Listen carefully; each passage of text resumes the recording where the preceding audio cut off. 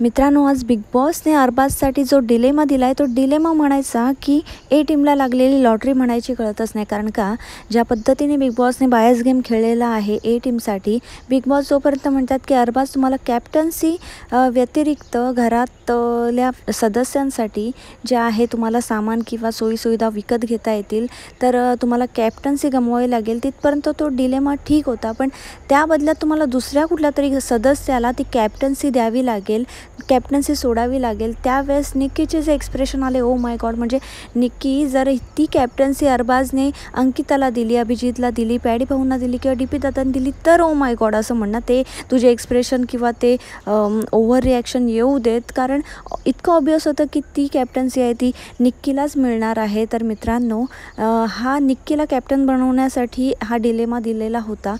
अरबाज तर निक्कीसाठी पण हिरो झाला आणि घरातल्यांसाठी सुद्धा हिरो झाला आहे, कारण कॅप्टन्सी इतकी इम्पॉर्टंट नव्हती जितके ह्या गोष्टी मॅटर करतात घरात राहण्यासाठी. कारण अरबाज ते इतक्या लवकर घरातून बाहेर पडणार नाही हे अरबाजला सुद्धा माहीत आहे.